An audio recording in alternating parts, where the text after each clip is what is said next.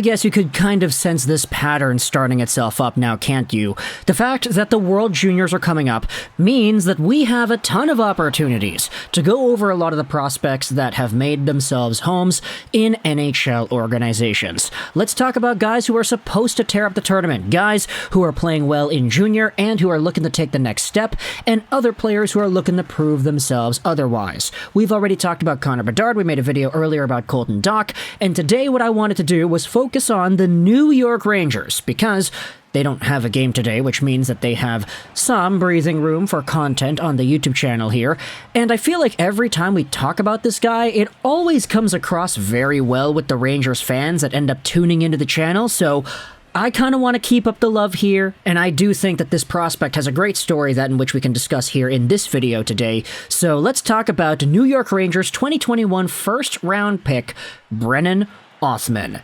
Now, to be honest, we've made a lot of videos over the past few years about Othmann. We made the Why I Want video talking about his goal-scoring prowess. We made the video about when he was drafted, and a few update videos along the way, too, that are kind of in the similar mold as this one over here. But Brennan Othmann, for all y'all Rangers fans that need to know, he's 19 years old, 6 feet 174 as a left-handed left-wing player, drafted by the Rangers in the 16th overall spot in 2021. When he was drafted initially, it was a pretty interesting pickup because in the 2020-2021 season, he wasn't able to play in the OHL. The league shut down due to the virus, and as a result, you had Brennan Othmann taking his services overseas in the Swiss League. Not any junior Swiss League, but just the main Swiss League. For EHC Olden, he had 16 points in 34 games played. Definitely not bad for a 17, 18-year-old player in a men's pro hockey league. It's just, of course, it's tough to really go out there and assess a guy's talent when he's playing against competition that's older, that's probably heavier, and maybe even a bit bigger as well. But either way, Brennan Othmann was a guy that I always kind of had my eye on, especially in the 2018-19 season. Now, I get it, he was like 15 when he was playing in that year, but the reason this was interesting was because Othmann was a part of the Don Mills Flyers AAA team in the Greater Toronto Hockey League. In this league, he was an absolute menace, posting up a 146-point season in 72 games, 66 goals, 80 assists.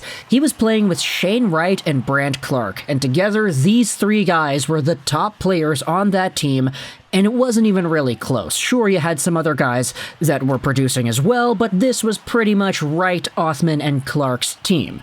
They were all projected to being first-round talents. Of course, Shane Wright, back in this time frame, was projected to being a first overall talent, that in which did not go first overall. But Brennan Othmann had himself a few years of development in the OHL after the Flyers years. He had 33 points in 55 games played in his rookie season with the Flint Firebirds, and last season, the guy had 97 points in 66 games played, with 50 goals too in the season.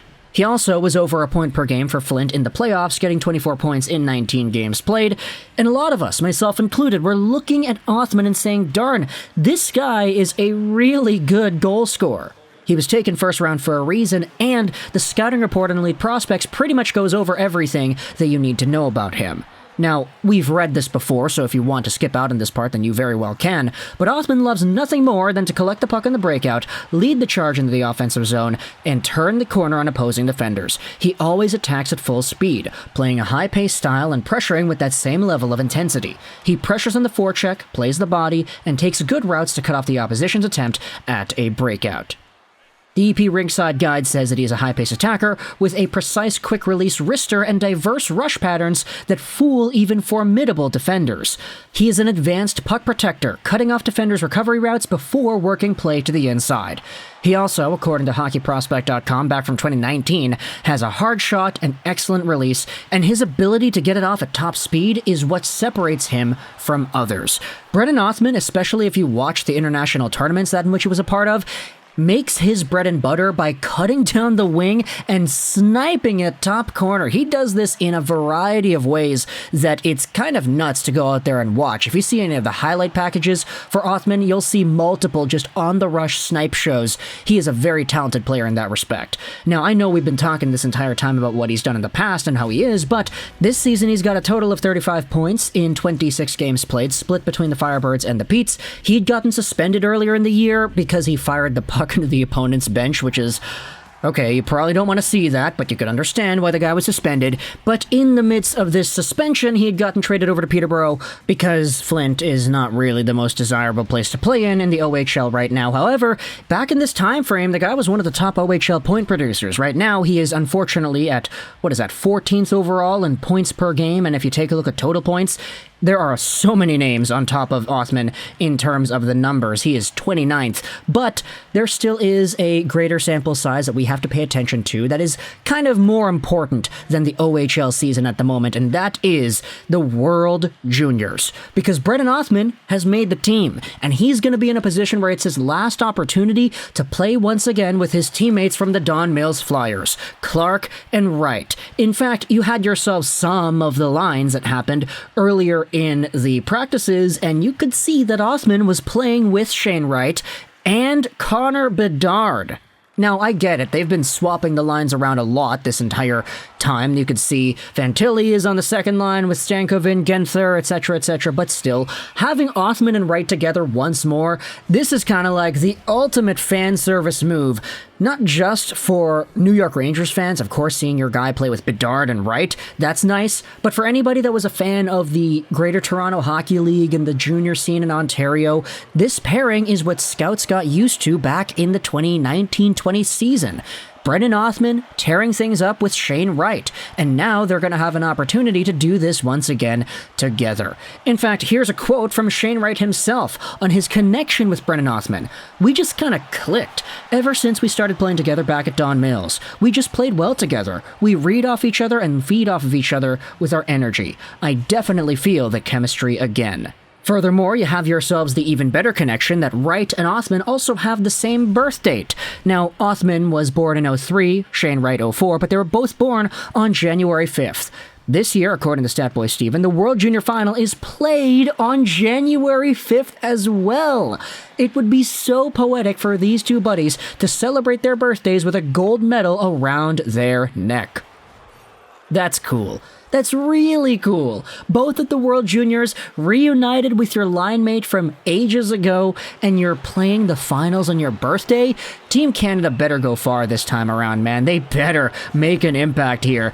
There was actually a video interview done with Othmann on TSN wherein he talks about his experience and his overall perspective about it. He kind of said, this is our last go-around, and I mean, of course, unless you're talking about maybe some Olympic tournament in 2028 or 2030. When's the next Olympic tournament? Yeah, 2030? I don't know. Whenever the NHL decides to go next, because we don't know when that's going to happen, if you have Othmann and Wright both panning out to their potentials in the NHL, then you could very realistically see them playing together once more, but for the foreseeable future, Othmann's kind of right. This is our last go-around. Brant Clark said he wasn't even sure they would get themselves a reunion. But at the same time, I did also want to bring up one more thing about Othmann and his game, because even though he is a snipe show, an absolute offensive weapon that we have talked about this entire time, he also has a really gritty side to his game too. Like, he's not afraid to go out there and body check guys. He's the type of player that I feel Rangers fans are going to rally behind, because not only can he go out there and provide the big goal, but he can also provide the big hit, and he gives his team a spark when he goes out there and does so. So I definitely do think there's so much more than meets the eye here with Othmann, and seeing this opportunity one more time to play with Shane Wright and Brant Clark, it's absolutely poetic, especially with the finals being on their birthdays. At the end of the day, though, this is, for the foreseeable future, the last hurrah for all three of these guys. Unless, of course, they make the Olympic team and they're both, or not both, but all three of them are to their max potential. I do feel like Brennan Othmann, if he pans out to what he could be, he could very well be a 35-40 goal scorer in the NHL. A guy who maybe gets upwards of 70 to 80 points in a season, while also providing a very gritty element, too. And to get that type of a player at 16th overall, it's pretty good. Of course, there's still more development to go through. The guy isn't eligible for the AHL until next season, but for the moment, this is good enough, and I think a lot of Rangers fans will be happy seeing this kind of an update as well. So talk to the comments either way, all your thoughts. If you are a Rangers fan, if you're a Peterborough Pete's fan, or a Firebirds fan, what were your opinions about Brennan Othmann's play so far, and where do you think he's going to go in the future? How do you think he's going to play at the World Juniors with Shane Wright and Connor Bedard? Let me know your thoughts in the comment section below. I hope you enjoyed this Juraj Rolls 99. And bye.